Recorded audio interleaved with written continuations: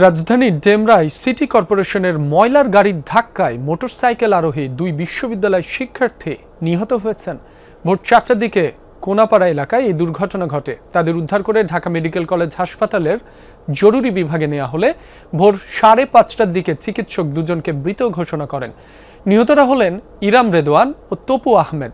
Dhaka medical college হাসপাতাল police ক্যাম্পের in charge Mohammad Faruk জানান, গায়ে হলুদের অনুষ্ঠান শেষে মোটরসাইকেলে ফিরছিলেন তারা। পথে গাড়ির ধাক্কায় দুজন গুরুতর আহত হন। স্থানীয়রা তাদের উদ্ধার করে ঢাকা মেডিকেলে পাঠালে চিকিৎসক মৃত ঘোষণা করেন। এ বিষয়ে আরো জানাতে ঢাকা মেডিকেল কলেজ হাসপাতাল থেকে যোগ দিচ্ছেন সহকর্মী হাসান মিসবা।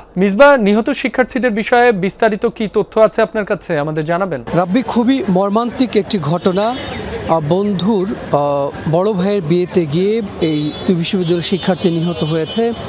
মূলত গত রাতে ছিল গায়ে হলুদের অনুষ্ঠান।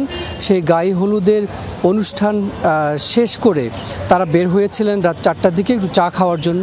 একটি মাতুয়াইলের ঘটনা। তারা মেইন রোডে যাওয়ার পরে একটি দোকানে তারা বন্ধুরা মিলে চা খেয়েছেন।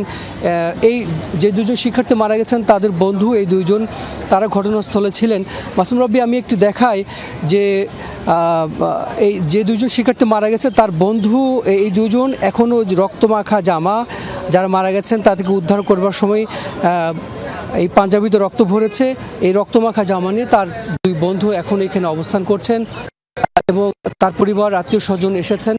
তারা খুবই দুঃখের সাথে আক্ষেপের সাথে একটি কথা বলছিলেন যে প্রতি বছর সিটি কর্পোরেশনের গাড়ির চাকার নিচে পিষ্ট হয়ে মানুষ মারা যায়, সেটির আসলে কোনো সুরাহা হয় না। এখানেও যে ঘটনাটি ঘটেছে, উল্টো দিক থেকে দক্ষিণ সিটি কর্পোরেশনের ময়লার একটি গাড়ি আসছিল, সেই গাড়িটি মূলত এই দুই শিক্ষার্থীকে চাপা দিয়ে মেরেছে। একজন ঘটনাস্থলে নিহত হয়েছেন, আরেকজনকে ঢাকা মেডিকেল আনবার পরে তার মৃত্যু হয়েছে। অর্থাৎ একটি বিয়ের অনুষ্ঠান, সেই বিয়ের অনুষ্ঠানে যারা বের হয়েছিলেন কিছুক্ষণের জন্য মূল রাস্তায় উঠবার পরে সিটি কর্পোরেশন গাড়ির চাকার নিচে পড়ে দুইজন মারা গেছেন। এবং এই দুজন শিক্ষার্থী 2018 সালে বাংলাদেশে যে নিরাপদ সড়ক চাইয়ের আন্দোলন হয়েছে সেই আন্দোলনে যুক্ত ছিলেন। তারা বাংলাদেশে যে গণ অভ্যুত্থান হয়েছে সেই আন্দোলনে যুক্ত ছিলেন।